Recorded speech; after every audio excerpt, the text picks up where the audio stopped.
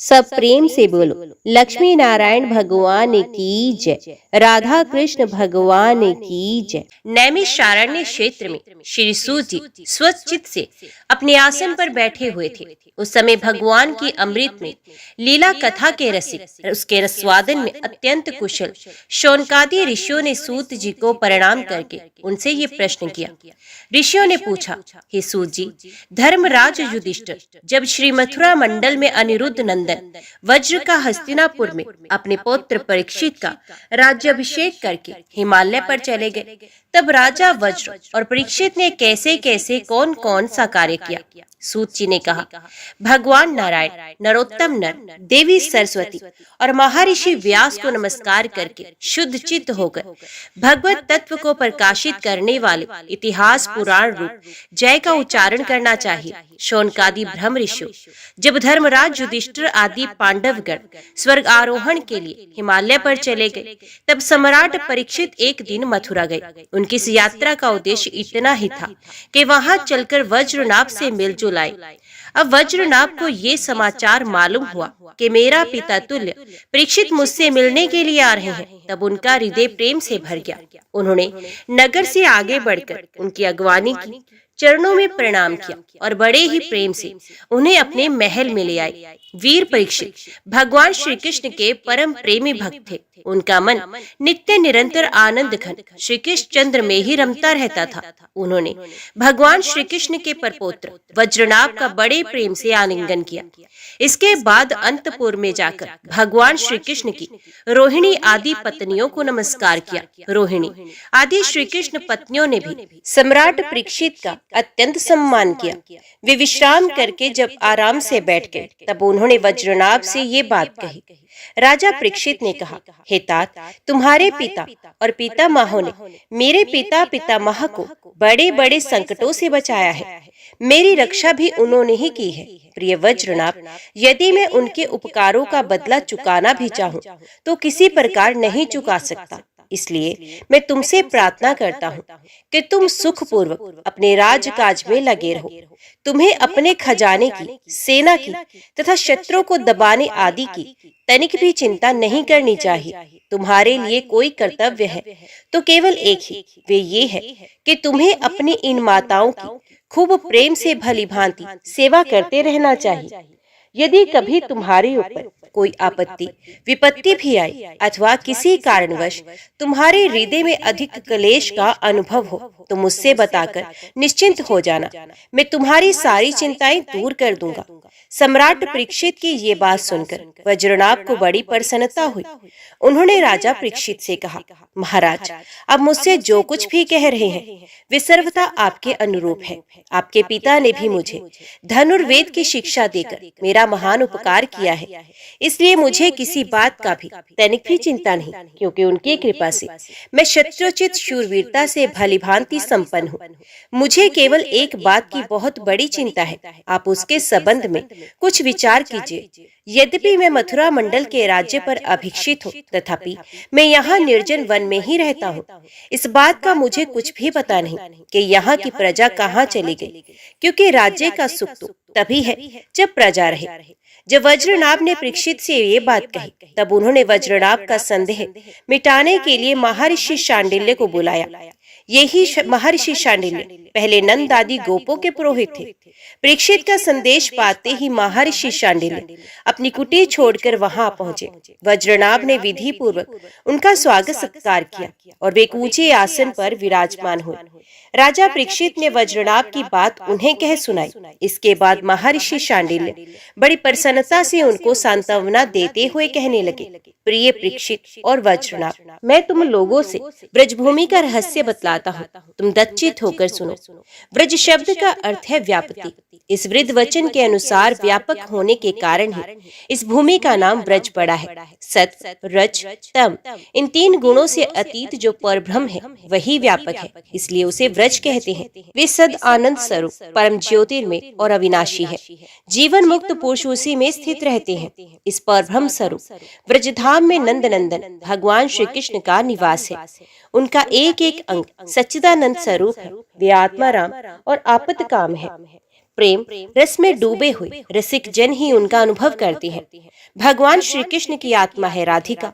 उनसे रमण करने के कारण ही रहस्य रस के मर्मज्ञ ज्ञानी पुरुष उन्हें आत्मा राम कहते हैं। काम शब्द का अर्थ है कामना, अभिलाषा। व्रज में भगवान श्री कृष्ण के वांछित पदार्थ हैं गोई, ग्वाल बाल, गोपियां और उनके साथ लीला विहार आदि। वे सबके सब यहाँ नित्य प्राप्त है। इसी से श्री कृष्ण को आपत काम कहा गया है। भगवान श्री कृष्ण की ये रहस्य लीला प्रकृति से परे है।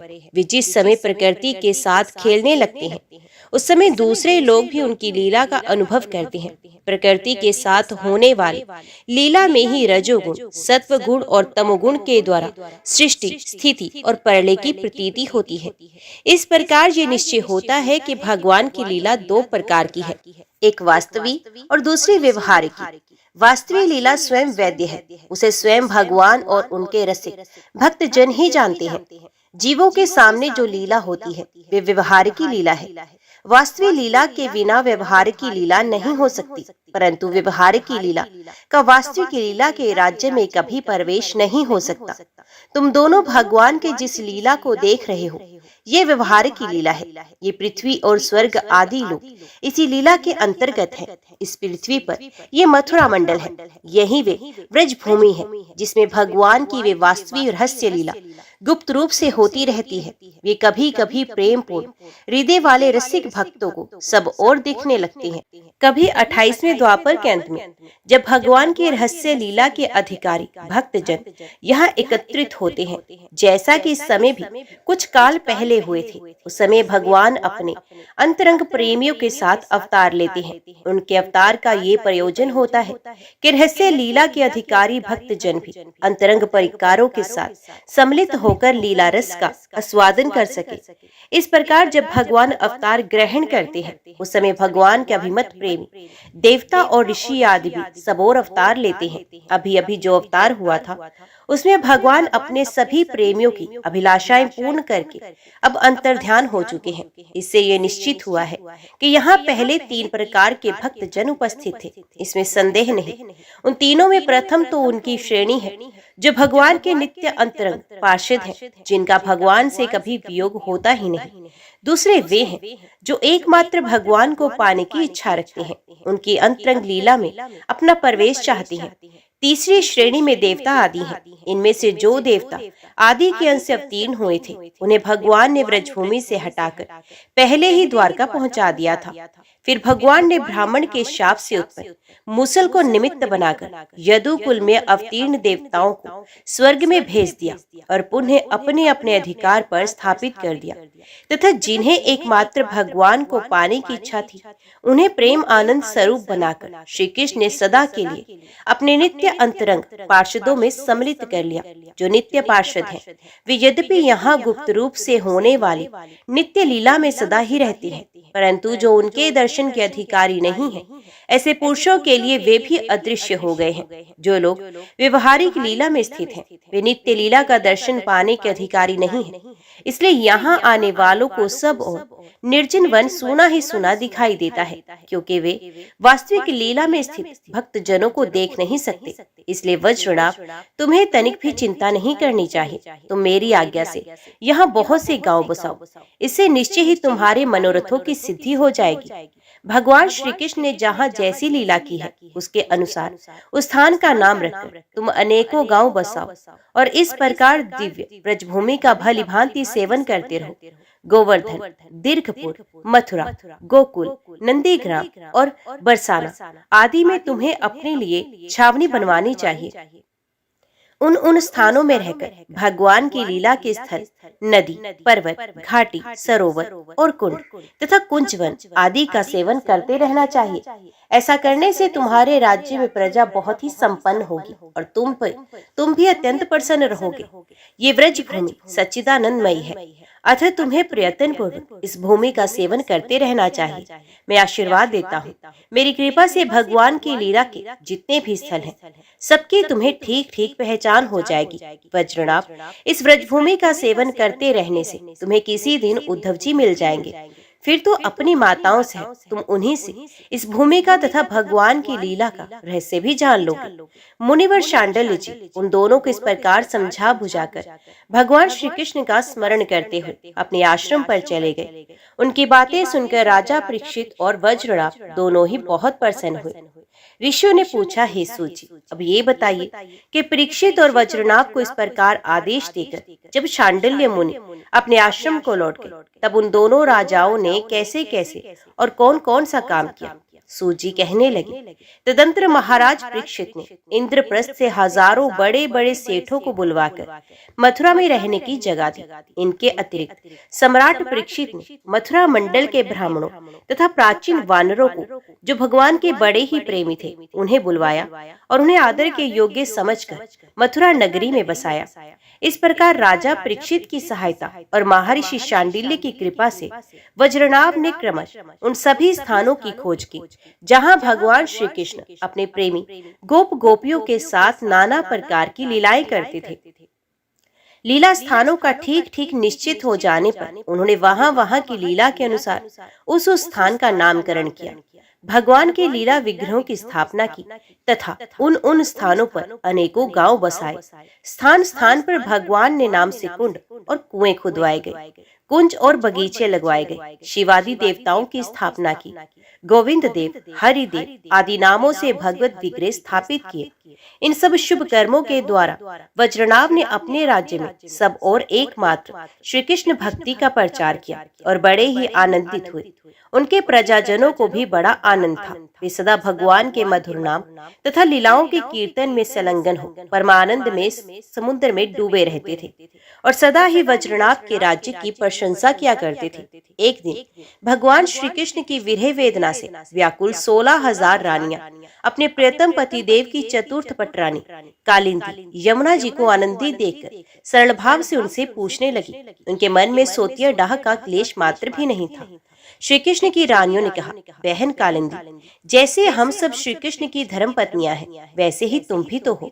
हम तो उनकी विरह अग्नि में जली जा रही हैं। उनके वियोग दुख से हमारा हृदय व्यथित हो रहा है, किंतु तुम्हारी ये स्थिति नहीं है। तुम प्रसन्न हो, इसका क्या कारण है? कल्याणी, कुछ तो बताओ। उनका प्रश्न सुनकर यमुना जी हंसने लगी, साथ ही ये सोचकर कि मेरे प्रियतम की पत्नी होने के कारण ये मेरी भी बहनें हैं, पिघल गई। उनका हृदय दया से द्रवित हो गया। अतः वे इस प्रकार कहने लगी, अपनी आत्मा में ही रमण करने के कारण भगवान श्री कृष्ण आत्मा राम है और उनकी आत्मा है श्री राधा। मैं दासी की भांति राधा जी की सेवा करती रहती हूँ। उनकी सेवा का ही ये प्रभाव है कि विरह हमारा स्पर्श नहीं कर सकता। भगवान श्री कृष्ण की जितनी भी रानियां हैं, सबकी सब श्री राधा जी के अंश का ही अवतार है। भगवान श्री कृष्ण और राधा सदा एक दूसरे के सम्मुख हैं। उनका परस्पर नित्य संयोग है। इसलिए राधा के स्वरूप में विद्यमान जो श्री कृष्ण की अन्य रानियां हैं, उनको भी भगवान का नित्य संयोग प्राप्त है। श्री कृष्ण ही है राधा और राधा ही श्री कृष्ण है। उन दोनों का प्रेम ही वंशी है और राधा की प्यारी सखी चंद्रावली भी श्री कृष्ण चरणों की नख रूपी चंद्रमाओं की सेवा में आसक्त रहने के कारण ही चंद्रावली नाम से कही जाती है। श्री राधा और श्री कृष्ण की सेवा में उनकी बड़ी लालसा, बड़ी लगन है, इसलिए वे कोई दूसरा स्वरूप धारण नहीं करती। मैंने यही श्री राधा में ही रुक्मणी आदि का समावेश देखा है। तुम लोगों का भी सर्वांश में श्री कृष्ण के साथ वियोग नहीं हुआ है, किंतु तुम इस रहस्य को इस रूप में जानती ही नहीं, इसलिए इतनी व्याकुल हो रही हो। इसी प्रकार पहले भी जब अक्रूर श्री कृष्ण को नंदगांव से मथुरा ले आए थे, उस अवसर पर जो गोपियों को श्री कृष्ण से विरह की प्रतीति हुई थी, वे भी वास्तविक विरह नहीं था, केवल विरह का आभास था। इस बात को जब तक वे नहीं जानती थी, तब तक उन्हें बड़ा कष्ट था। फिर जब उद्धव जी ने आकर उनका समाधान किया, तब इस बात को समझ सकी। यदि तुम्हें भी उद्धव जी का सत्संग प्राप्त हो जाए, तो तुम सब भी अपने प्रियतम श्री कृष्ण के साथ नित्य विहार का सुख प्राप्त कर सकोगे। सूत जी कहते हैं, ऋषिगण जब उन्होंने इस प्रकार समझाया, तब श्री कृष्ण की पत्नियां सदा प्रसन्न रहने वाली यमुना जी से पुनः बोली। उस समय उनके हृदय में इस बात की बड़ी लालसा थी कि किसी उपाय से उद्धव जी का दर्शन हो जाए, जिससे हमें अपने प्रियतम के नित्य संयोग का सौभाग्य प्राप्त हो सके। श्री कृष्ण पत्नियों ने कहा, सखी तुम्हारा ही जीवन धन्य है, क्योंकि तुम्हें कभी भी अपने प्राणनाथ के वियोग का दुख नहीं भोगना पड़ता। जिन श्री राधिका जी की कृपा से तुम्हारे अभिष्ट अर्थ की सिद्धि हुई है, उनकी अब हम भी लोग दासी हो गई हैं। किंतु तुम अभी कह चुकी हो कि उद्धव जी के मिलने पर ही हमारे सभी मनोरथ पूर्ण होंगे। इसलिए कालिंदी, अब ऐसा कोई उपाय बताओ जिससे उद्धव जी भी शीघ्र मिल जाए। श्री कृष्ण की रानियों ने जब यमुना जी से इस प्रकार कहा, तब वे भगवान श्री कृष्ण चंद्र की 16 कलाओं का चिंतन करती हुई उनसे कहने लगी।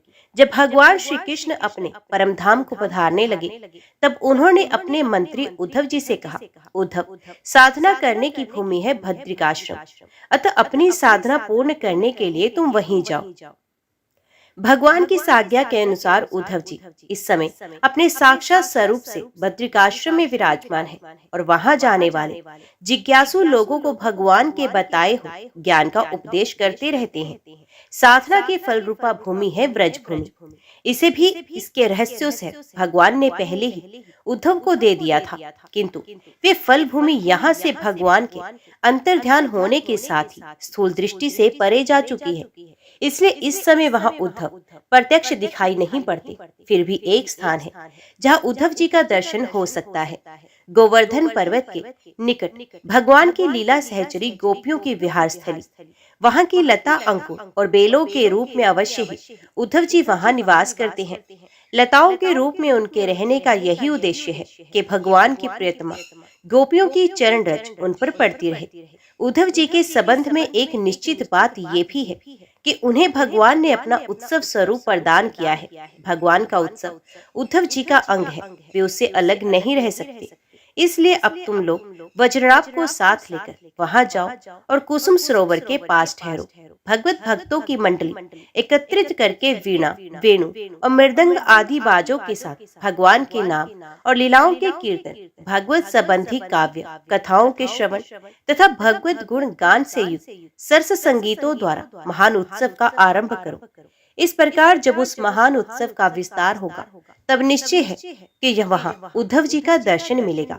वही भलीभांति तुम सब लोगों के मनोरथ पूर्ण करेंगे। यमुना जी की बताई हुई बातें सुनकर श्री कृष्ण की रानियां बहुत प्रसन्न हुई। उन्होंने यमुना जी को प्रणाम किया और वहां से लौटकर वज्रनाभ तथा परीक्षित से वे सारी बातें कह सुनाई। सब बातें सुनकर परीक्षित को बड़ी प्रसन्नता हुई और उन्होंने वज्रनाभ तथा श्री कृष्ण पत्नियों को उसी समय साथ ले उस स्थान पर पहुंचकर तत्काल वे सब कार्य आरंभ करवा दिया जो कि यमुना जी ने बताया था। गोवर्धन के निकट वृंदावन के भीतर कुसुम सरोवर जो सखियों की विहार स्थली है, वहां ही श्री कृष्ण कीर्तन का उत्सव आरंभ हुआ। वृषभानु नंदिनी श्री राधा जी तथा उनके प्रियतम श्री कृष्ण की वे लीला भूमि जब साक्षात संकीर्तन की शोभा से संपन्न हो गई, उस समय वहां रहने वाले सभी भक्तजन एकाग्र हो गए। उनकी दृष्टि, उनके मन की वृत्ति कहीं अन्यंतर ना जाती थी। तदंतर सबके देखते देखते वहां फैले हुए तृण, गुलम और लताओं के समूह से प्रकट होकर श्री उद्धव जी सबके सामने आए। उनका शरीर श्याम वर्ण था, उस पर पीताम्बर शोभा पा रहा था। वे गले में वनमाला और गुंजा की माला धारण किए थे तथा मुख से बारंबार गोपी वल्लभ श्री कृष्ण की मधुर लीलाओं का गान कर रहे थे। उद्धव जी के आगमन से उस संकीर्तन उत्सव की शोभा कई गुना बढ़ गई। जैसे स्फटिक मणि की बनी हुई अट्टालिका की छत पर चांदनी छिटकने से उसकी शोभा बहुत बढ़ जाती है। उस समय सभी लोग आनंद के समुद्र में निमग्न हो अपना सब कुछ भूल गए, शुद्ध बुद्ध खो बैठे। थोड़ी देर बाद जब उनकी चेतना दिव्य लोक से नीचे आई, अर्थात जब उन्हें होश आया, तब उद्धव जी को भगवान श्री कृष्ण के स्वरूप में उपस्थित देख अपना मनोरथ पूर्ण हो जाने के कारण प्रसन्न हो वे उनकी पूजा करने लगे। उद्धव जी ने वहां एकत्रित हुए सब लोगों को श्री कृष्ण कीर्तन में लगा देकर सभी का सत्कार किया और राजा परीक्षित को हृदय से लगाकर कहा, राजन, तुम धन्य हो, एकमात्र श्री कृष्ण की भक्ति से ही पूर्ण हो, क्योंकि श्री कृष्ण संकीर्तन के महोत्सव में तुम्हारा हृदय इस प्रकार निमग्न हो रहा है। बड़े सौभाग्य की बात है कि श्री कृष्ण की पत्नियों के प्रति तुम्हारी भक्ति और वज्रनाभ पर तुम्हारा प्रेम है। तात, तुम जो कुछ कर रहे हो सब तुम्हारे अनुरूप ही है। क्यों ना हो, श्री कृष्ण ने ही शरीर और वैभव प्रदान किया है, अतः तुम्हारा उनके परपोत्र पर प्रेम होना स्वाभाविक ही है, इसमें तनिक भी संदेह नहीं। कि समस्त द्वारका वासियों में ये लोग सबसे बढ़कर धन्य हैं, जिन्हें व्रज में निवास कराने के लिए भगवान श्री कृष्ण ने अर्जुन को आज्ञा की थी। श्री कृष्ण का मन रूपी चंद्रमा राधा की मुख की प्रभा रूप चांदनी से युक्त हो उनकी लीला भूमि वृंदावन को अपनी किरणों से सुशोभित करता हुआ यहाँ सदा प्रकाशमान रहता है। श्री कृष्ण चंद्र नित्य परिपूर्ण है, प्राकृतिक चंद्रमा की भांति उनमें वृद्धि और क्षयरूप विकार नहीं होते। उनकी जो 16 कलाएं हैं उनसे सहस्रों चिन्मय किरणें निकलती रहती हैं, इससे उनके सहस्रों भेद हो जाते हैं। इन सभी कलाओं से युक्त नित्य परिपूर्ण श्री कृष्ण इस व्रज भूमि में सदा ही विद्यमान रहते हैं। इस भूमि में और उनके स्वरूप में कुछ अंतर नहीं है। राजेंद्र परीक्षित, इस प्रकार विचार करने पर सभी व्रजवासी भगवान के अंग में स्थित हैं। शरणागतों का भय दूर करने वाले जो ये वज्र हैं, इनका स्थान श्री कृष्ण के दाहिने चरण में है। इस अवतार में भगवान श्री कृष्ण ने इन सबको अपनी योग माया से अभिभूत कर लिया है। उसी के प्रभाव से ये अपने स्वरूप को भूल गए हैं और इसी कारण सदा दुखी रहते हैं। ये बात निस्संदेह ऐसी ही है। श्री कृष्ण का प्रकाश प्राप्त हुए बिना किसी को भी अपने स्वरूप का बोध नहीं हो सकता। जीवों के अंतकरण में जो श्री कृष्ण तत्व का प्रकाश है, उस पर सदा माया का पर्दा पड़ा रहता है। 28वें द्वापर के अंत में जब भगवान श्री कृष्ण स्वयं ही सामने प्रकट होकर अपनी माया का पर्दा उठा लेते हैं, उस समय जीवों को उनका प्रकाश प्राप्त होता है। किंतु अब वे समय तो बीत गया, इसलिए उनके प्रकाश की प्राप्ति के लिए अब दूसरा उपाय बताया जा रहा है, वो सुनो। 28वें द्वापर के अतिरिक्त समय में यदि कोई कृष्ण तत्व का प्रकाश पाना चाहे तो उसे वे श्रीमद् भागवत से ही प्राप्त हो सकता है। भगवान के भक्त जहाँ जब कभी श्रीमद् भागवत शास्त्र का कीर्तन और श्रवण करते हैं, वहाँ उस समय भगवान श्री कृष्ण साक्षात रूप से विराजमान रहते हैं। जहाँ श्रीमद् भागवत के एक या आधे श्लोक का ही पाठ होता है, वहाँ भी श्री कृष्ण अपनी प्रियतमा गोपियों के साथ विद्यमान रहते हैं। इस पवित्र भारतवर्ष में मनुष्य का जन्म पाकर भी जिन लोगों ने पाप के अधीन होकर श्रीमद् भागवत नहीं सुना, उन्होंने मानो अपने ही हाथों अपनी हत्या कर ली। जिन बड़भागियों ने प्रतिदिन श्रीमद् भागवत शास्त्र का सेवन किया है, उन्होंने अपने माता पिता और पत्नी तीनों के ही कुल का भलीभांति उद्धार कर दिया है। श्रीमद् भागवत के स्वाध्याय और श्रवण से ब्राह्मणों को विद्या का बोध प्राप्त होता है। क्षत्रिय लोग शत्रुओं पर विजय पा लेते हैं, वैश्यों को धन मिलता है और शूद्र स्वस्थ निरोग बने रहते हैं। स्त्रियों तथा अंत्यज आदि अन्य लोगों को भी इच्छा श्रीमद् भागवत से पूर्ण होती है। अतः कौन ऐसा भाग्यवान पुरुष है जो श्रीमद् भागवत का नित्य ही सेवन न करेगा। अनेकों जन्मों तक साधना करते करते जब मनुष्य पूर्ण सिद्ध हो जाता है, तब उसे श्रीमद् भागवत की प्राप्ति होती है। भागवत से भगवान का प्रकाश मिलता है, जिसे भगवत भक्ति उत्पन्न होती है। पूर्व काल में सांख्यान की कृपा से श्रीमद् भागवत बृहस्पति जी को मिला और बृहस्पति जी ने मुझे दिया। इसी से मैं श्री कृष्ण का प्रियतम सखा हो सका हूँ। परीक्षित, बृहस्पति जी ने मुझे एक आख्यायिका भी सुनाई थी, उसे तुम भी सुनो। इस आख्यायिका से श्रीमद् भागवत श्रवण के संप्रदाय का क्रम भी जाना जा सकता है। बृहस्पति जी ने कहा था, अपनी माया से पुरुष रूप धारण करने वाले भगवान श्री कृष्ण ने जब सृष्टि के लिए संकल्प किया, तब उनके दिव्य विग्रह से 3 पुरुष प्रकट हुए। इनमें रजोगुण की प्रधानता से ब्रह्मा, सत्वगुण की प्रधानता से विष्णु और तमोगुण की प्रधानता से रुद्र प्रकट हुए। भगवान ने इन तीनों को जगत की उत्पत्ति, पालन और संहार करने का अधिकार प्रदान किया। तब भगवान के नाभि कमल से उत्पन्न हुए ब्रह्मा जी ने उनसे अपना मनोभाव यूं प्रकट किया। ब्रह्मा जी ने कहा, परमात्मा, आप नार अर्थात जल में शयन करने के कारण नारायण नाम से प्रसिद्ध है। आपको नमस्कार है। हे प्रभु, आपने मुझे सृष्टि कर्म में लगाया है, मगर मुझे भय है कि सृष्टि काल में अत्यंत पापात्मा रजोगुण आपकी स्मृति में कहीं बाधा न डालने लग जाए। अतः कृपा करके ऐसी कोई बात बताएं जिससे आपकी याद बराबर बनी रहे। जब ब्रह्मा जी ने ऐसी प्रार्थना की, तब पूर्व काल में भगवान ने उन्हें श्रीमद् भागवत का उपदेश देकर कहा, ब्राह्मण, तुम अपने मनोरथ की सिद्धि के लिए सदा ही इसका सेवन करते रहो। ब्रह्मा जी श्रीमद् भागवत का उपदेश पाकर बड़े प्रसन्न हुए और उन्होंने श्री कृष्ण की नित्य प्राप्ति के लिए तथा 7 आवरणों का भंग करने के लिए श्रीमद् भागवत का सप्ताह पारायण किया। सप्ताह यज्ञ की विधि से 7 दिनों तक श्रीमद् भागवत का सेवन करने से ब्रह्मा जी के सभी मनोरथ पूर्ण हो गए। इससे वे सदा भगवत स्मरण पूर्वक सृष्टि का विस्तार करते रहे और बारंबार सप्ताह यज्ञ का अनुष्ठान करते रहते हैं। ब्रह्मा जी की ही भांति विष्णु ने भी अपने अभिष्ट अर्थ की सिद्धि के लिए उन परम पुरुष परमात्मा से प्रार्थना की, क्योंकि उन पुरुषोत्तम ने विष्णु जी को प्रजा पालन रूप कर्म में नियुक्त किया था। विष्णु जी ने कहा, हे देव, मैं आपकी आज्ञा के अनुसार कर्म और ज्ञान के उद्देश्य से प्रवृत्ति और निवृत्ति के द्वारा यथोचित रूप से प्रजाओं का पालन करूंगा। कालक्रम से जब जब धर्म की हानि होगी, तब तब अनेकों अवतार धारण कर पुण्य धर्म की स्थापना करूंगा। जो भोगों की इच्छा रखने वाले हैं, उन्हें अवश्य ही उनके किए हुए यज्ञादि कर्मों का फल अर्पण करूंगा, तथा जो संसार बंधन से मुक्त होना चाहते हैं, विरक्त हैं, उन्हें उनकी इच्छा अनुसार 5 प्रकार की मुक्ति भी देता रहूंगा। परंतु जो लोग मोक्ष भी नहीं चाहते, उनका पालन मैं कैसे करूंगा, ये बात समझ में नहीं आती। इसके अतिरिक्त मैं अपनी तथा लक्ष्मी जी की भी रक्षा कैसे कर सकूंगा, इसका उपाय भी बताइए। विष्णु जी की ये प्रार्थना सुनकर आदि पुरुष श्री कृष्ण ने उन्हें भी श्रीमद् भागवत का उपदेश किया और कहा, तुम अपने मनोरथ की सिद्धि के लिए श्रीमद् भागवत शास्त्र का सदा पाठ किया करो। उस उपदेश से विष्णु भगवान का चित्त प्रसन्न हो गया और वे लक्ष्मी जी के साथ प्रत्येक मास में श्रीमद् भागवत का चिंतन करने लगे। इससे वे परमार्थ का पालन और यथार्थ रूप से संसार की रक्षा करने में समर्थ हुए। जब भगवान विष्णु स्वयं वक्ता होते हैं और लक्ष्मी जी प्रेम से श्रवण करती हैं, उस समय प्रत्येक बार भगवत कथा का श्रवण 1 मास में ही समाप्त होता है। किंतु जब लक्ष्मी जी स्वयं वक्ता होती हैं और विष्णु श्रोता बनकर सुनते हैं, तब भागवत कथा का रसवादन 2 मास तक होता रहता है। उसमें कथा बड़ी सुंदर, बहुत रुचिकर होती है। इसका कारण ये है कि विष्णु तो अधिक आरूढ़ है, उन्हें जगत के पालन की चिंता करनी पड़ती है, और लक्ष्मी जी इन झंझटों से अलग है, अतः उनका हृदय निश्चिंत है। इसी से लक्ष्मी जी के मुख से भागवत कथा का रसवादन अधिक प्रकाशित होता है। इसके पश्चात रुद्र ने भी, जिन्हें भगवान ने पहले संहार कार्य में लगाया था, अपनी सामर्थ्य की वृद्धि के लिए उन परम पुरुष भगवान श्री कृष्ण से प्रार्थना की। उन्होंने कहा, मेरे प्रभु देवदेव, मुझ में नित्य नैमित्तिक और प्राकृतिक संहार की शक्तियां तो हैं, पर अत्यांतिक संहार की शक्ति बिल्कुल नहीं। ये मेरे लिए बड़े दुख की बात है। इसी कमी की पूर्ति के लिए मैं आपसे प्रार्थना करता हूँ।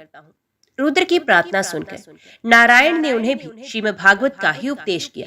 सदाशिव रुद्र ने 1 वर्ष में 1 पारायण के क्रम से भागवत कथा का सेवन किया। इसके सेवन से उन्होंने तमोगुण पर विजय और अत्यंतिक संहार मोक्ष की शक्ति भी प्राप्त कर ली। श्रीमद् भागवत के महात्म्य के संबंध में यह आख्यायिका मैंने अपने गुरु श्री गुरु बृहस्पति जी से सुनी और उनसे भागवत का उपदेश प्राप्त कर उनके चरणों में प्रणाम करके मैं बहुत आनंदित हुआ। तत्पश्चात भगवान विष्णु की रीति स्वीकार करके मैंने भी 1 मास तक श्रीमद् भागवत कथा का भलीभांति रसवादन किया। उतने से ही मैं भगवान श्री कृष्ण का प्रियतम सखा हो गया। इसके पश्चात भगवान ने मुझे व्रज में अपनी प्रियतमा गोपियों की सेवा में नियुक्त किया। यद्यपि भगवान अपने लीला परिकारों के साथ नित्य विहार करते हैं, इसलिए गोपियों का श्री कृष्ण से कभी भी वियोग नहीं होता। तथापि जो भ्रम में विरह वेदना का अनुभव कर रही थी, उन गोपियों के प्रति भगवान ने मेरे मुख से भागवत का संदेश कहलाया। उस संदेश को अपनी बुद्धि के अनुसार ग्रहण कर गोपियां तुरंत ही विरह वेदना से मुक्त हो गई। मैं भागवत के इस रहस्य तो नहीं समझ सका, किंतु मैंने उसका चमत्कार प्रत्यक्ष देखा। इसके बाद बहुत समय के बाद जब ब्रह्मादि देवता आकर भगवान से अपने परम धाम में पधारने की प्रार्थना करते चले गए, उस समय पीपल के वृक्ष के जड़ के पास अपने सामने खड़े हुए मुझे भगवान ने श्रीमद् भागवत विषयक उस रहस्य का स्वयं ही उपदेश किया और मेरी बुद्धि में उसका दृढ़ निश्चय करा दिया। उसी के प्रभाव से मैं बद्री का आश्रम रहकर भी यहाँ व्रज की लताओं और बेलों में निवास करता हूँ। उसी के बल से यहाँ नारद कुंड पर सदा स्वेच्छा अनुसार विराजमान रहता हूँ। भगवान के भक्तों को श्रीमद् भागवत सेवन से श्री कृष्ण तत्व का प्रकाश प्राप्त हो सकता है। इस कारण यहाँ उपस्थित हुए इन सभी भक्त जनों के कार्य की सिद्धि के लिए मैं श्रीमद् भागवत का पाठ करूंगा, किंतु इस कार्य में तुम्हें ही सहायता करनी पड़ेगी। ये सुनकर राजा परीक्षित उद्धव जी को प्रणाम करके उनसे बोले, हरिदास उद्धव जी, आप निश्चिंत होकर श्रीमद् भागवत कथा का कीर्तन करें। इस कार्य में मुझे जिस प्रकार की सहायता करनी आवश्यक हो, उसके लिए आज्ञा दी।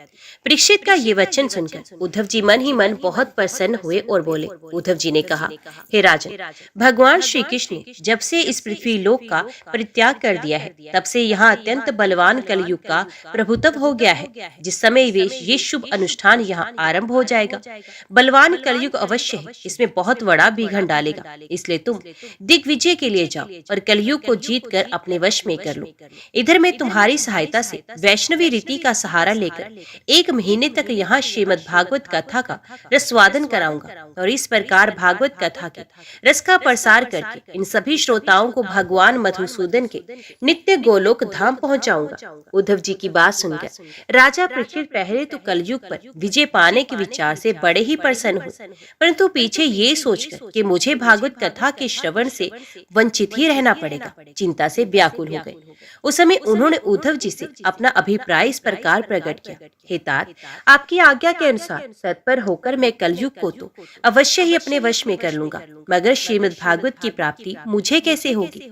मैं भी आपके चरणों की शरण में आया हूँ, अतः मुझ पर भी आपको अनुग्रह करना ही चाहिए। उनके इस वचन को सुनकर उद्धव जी पुनः बोले। उद्धव जी ने कहा, राजन, तुम्हें तो किसी भी बात के लिए किसी प्रकार की चिंता नहीं करनी चाहिए, क्योंकि इस भागवत शास्त्र प्रधान अधिकारी तो तुम ही हो। संसार के मनुष्य नाना प्रकार कर्मों में रचे पचे हैं। ये लोग आज तक प्राय भागवत श्रवण की बात भी नहीं जानते। तुम्हारे ही प्रसाद से इस भारतवर्ष में रहने वाले अधिकांश मनुष्य श्रीमद् भागवत कथा की प्राप्ति होने पर शाश्वत सुख प्राप्त करेंगे।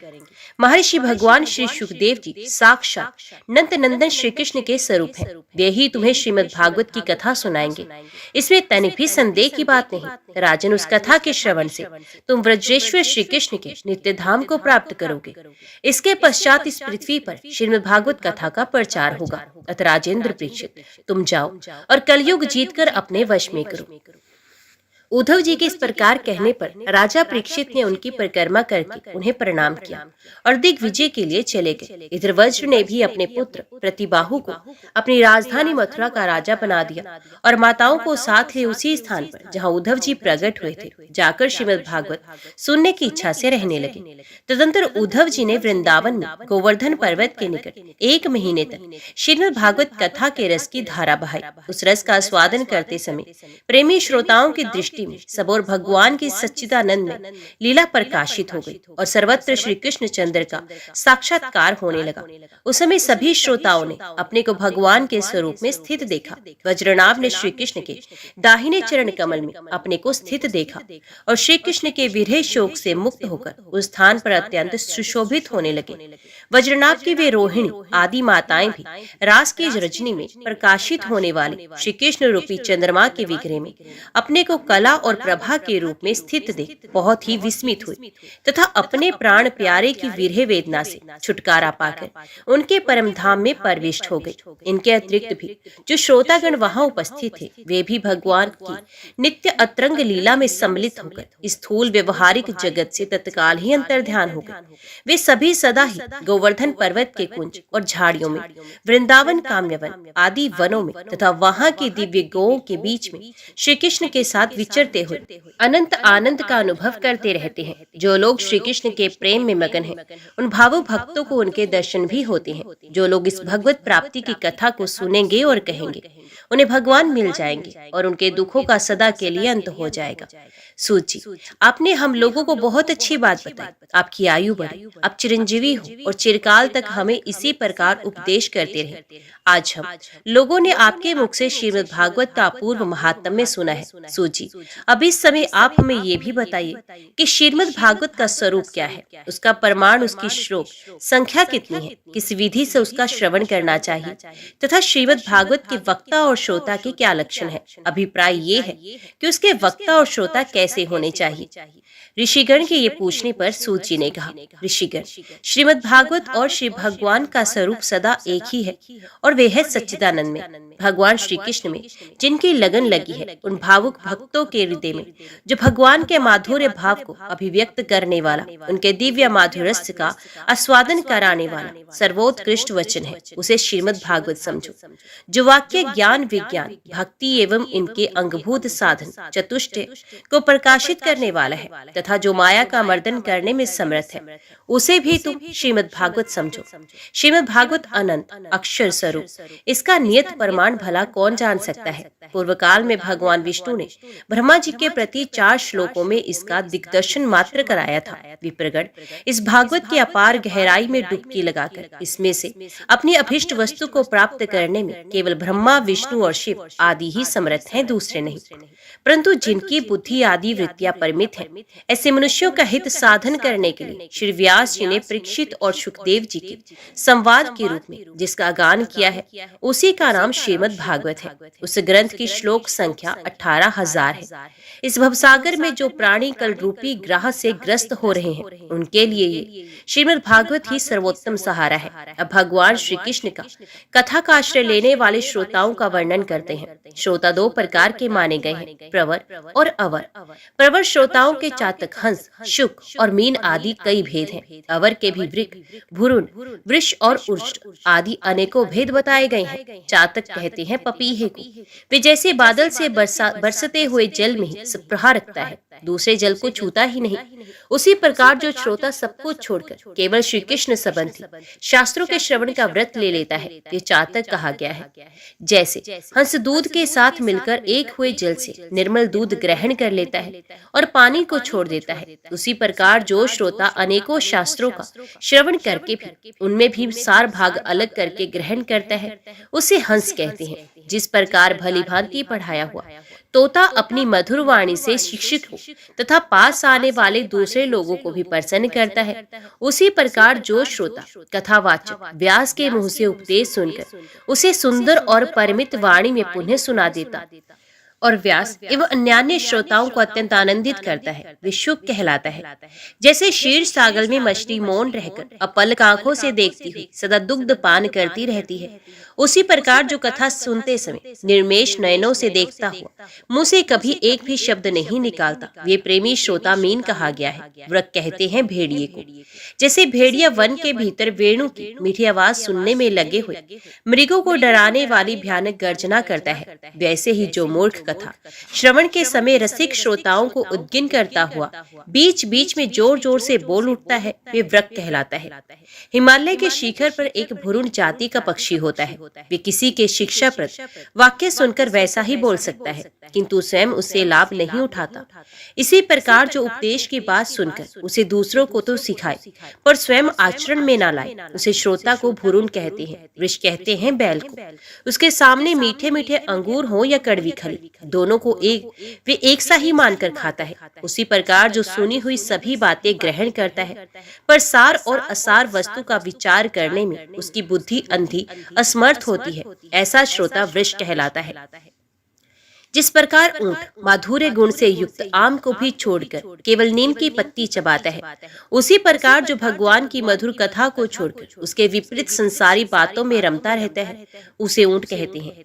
ये कुछ थोड़े से भेद यहाँ बताए गए। इनके अतिरिक्त भी प्रवर अवर दोनों प्रकार के श्रोताओं के भ्रमर और गधा आदि बहुत से भेद हैं। इन सब भेदों को उन श्रोताओं के स्वाभाविक आचार व्यवहारों से परखना चाहिए जो वक्ता के सामने उन्हें विधिवत परिणाम करके बैठे और अन्य संसारी बातों को छोड़कर केवल श्री भगवान की लीला कथाओं को ही सुनने की इच्छा रखे, समझने में अत्यंत कुशल हो, नम्र हो, हाथ जोड़े रहे, शिष्य भाव से उपदेश ग्रहण करे और भीतर श्रद्धा तथा विश्वास रखे। इसके सिवा जो कुछ सुने उसका बराबर चिंतन करता रहे, जो बात समझ में न आए पूछे और पवित्र भाव से रहे तथा श्री कृष्ण के भक्तों पर सदा ही प्रेम रखता हो। ऐसे ही श्रोता को वक्ता लोग उत्तम श्रोता कहते हैं। अब वक्ता के लक्षण बताते हैं।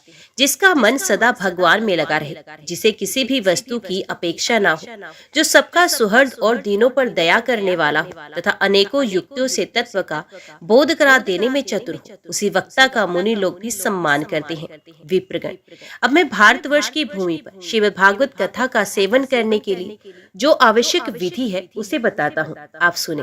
इस विधि के पालन से श्रोता की सुख परंपरा का विस्तार होता है। श्रीमद् भागवत का सेवन चार प्रकार का है, सात्विक, राजस, तामस और निर्गुण, जिसमें यज्ञ की भांति तैयारी की गई हो, बहुत सी पूजा सामग्रियों के कारण जो अत्यंत शोभा संपन्न दिखाई दे रहा हो और बड़े ही परिश्रम से बहुत उतावली के साथ 7 दिनों में ही जिसकी समाप्ति की जाए, वे प्रसन्नता पूर्वक किया हुआ श्रीमद् भागवत का सेवन राजस है।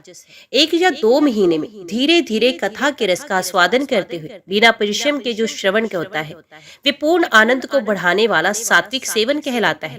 तामस सेवन वे है जो कभी भूल से छोड़ दिया जाए और याद आने पर फिर आरंभ कर दिया जाए। इस प्रकार 1 वर्ष तक आलस्य और अश्रद्धा के साथ चलाया जाए। ये तामस सेवन भी न करने की अपेक्षा अच्छा और सुखी देने वाला है। जब वर्षा, महीना और दिनों के नियम का आग्रह छोड़कर सदा ही प्रेम और भक्ति के साथ श्रवण किया जाए, तब ये सेवन निर्गुण माना गया है। राजा परीक्षित और सुखदेव के संवाद में भी जो भागवत का सेवन हुआ था, वे निर्गुण ही बताया गया है। उसमें जो 7 दिनों की बात आती है, वे राजा की आयु के बचे हुए दिनों की संख्या के अनुसार है। सप्ताह कथा का नियम करने के लिए नहीं, भारतवर्ष के अतिरिक्त अन्य स्थानों में भी त्रिगुण, सात्विक, राजस और तामस अथवा निर्गुण सेवन अपनी रुचि के अनुसार करना चाहिए। तात्पर्य ये है कि जिस किसी प्रकार भी हो सके श्रीमद् भागवत का सेवन उसका श्रवण करना ही चाहिए। जो केवल श्री कृष्ण की लीलाओं के ही श्रवण, कीर्तन एवं रसवादन के लिए लालायित रहते और मोक्ष की भी इच्छा नहीं रखते, उनका तो श्रीमद् भागवत ही धन है। तथा जो संसार के दुखों से घबराकर अपनी मुक्ति चाहते हैं, उनके लिए भी यही इस भवरोग की औषधि है। अतः इस कलिकाल में इसका प्रयत्न पूर्वक सेवन करना चाहिए। इनके अतिरिक्त जो लोग विश्व में ही रमण करने वाले हैं, सांसारिक सुखों की ही जिन्हें सदा चाह रहती है, उनके लिए भी अब इस कलयुग में सामर्थ्य, धन और विधि विधान का ज्ञान न होने के कारण यज्ञादि से मिलने वाली सिद्धि अत्यंत दुर्लभ हो गई है। ऐसी दशा में उन्हें भी सब प्रकार से अब इस भागवत कथा का ही सेवन करना चाहिए। ये श्रीमद् भागवत की कथा धनपुत्र, स्त्री, हाथी घोड़े आदि वाहन, यश, मकान और निष्कंटक राज्य भी दे सकती है। सकाम भाव से भागवत का सहारा लेने वाले मनुष्य संसार में मनोवांछित उत्तम भोगों को भोगकर अंत में श्रीमद् भागवत के ही संग से श्री हरि के परम धाम को प्राप्त हो जाते हैं। जिनके यहाँ श्रीमद् भागवत की कथा वार्ता होती है तथा जो लोग उस कथा के श्रवण में लगे रहते हैं, उनकी सेवा और सहायता अपने शरीर और धन से करनी चाहिए। उन्हीं के अनुग्रह से सहायता करने वाले पुरुष को भी भागवत सेवन का पुण्य प्राप्त होता है। कामना 2 वस्तुओं की होती है, श्री कृष्ण और धन की। श्री कृष्ण के सिवा जो कुछ चाहा जाए, ये सब धन के अंतर्गत है, उसकी धन संज्ञा है। श्रोता और वक्ता भी 2 प्रकार के माने गए, एक श्री कृष्ण को चाहने वाले, दूसरे धन को। जैसा वक्ता वैसा ही श्रोता, तो वहाँ कथा से रस मिलता है, अतः सुख की वृद्धि होती है। यदि दोनों विपरीत विचार के हो तो रस आभास हो जाता है, अतः फल की हानि होती है।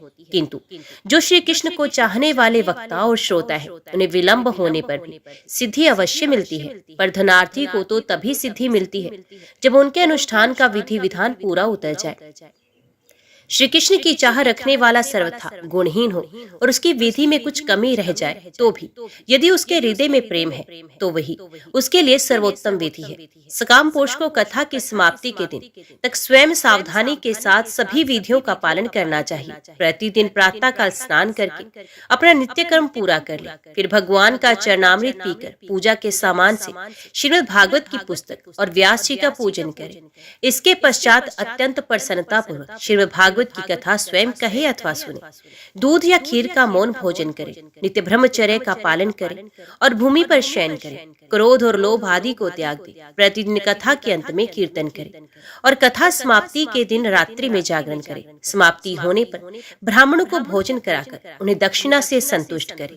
कथावाचक गुरु को वस्त्र, आभूषण आदि देकर गोभी अर्पण करे। इस प्रकार विधि विधान पूर्ण करने पर मनुष्य को स्त्री, घर, पुत्र, राज्य और धन आदि जो जो उसे अभीष्ट होता है, वे सब मनोवांछित फल प्राप्त होता है। परंतु सकाम भाव बहुत बड़ी विडंबना है।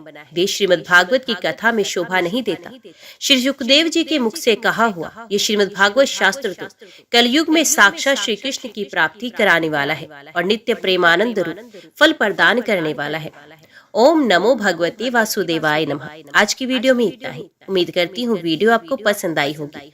वीडियो पसंद आई हो तो वीडियो को लाइक और चैनल को सब्सक्राइब जरूर कीजिएगा। जय श्री हरि लिखकर कमेंट बॉक्स में अपनी हाजिरी और अपने सुझाव देना ना भूलेगा। तो मिलते हैं अगली कथा अगली वीडियो के साथ। तब तक के लिए देखते व सुनते रहिए। जय मां कंजक, जय माता दी।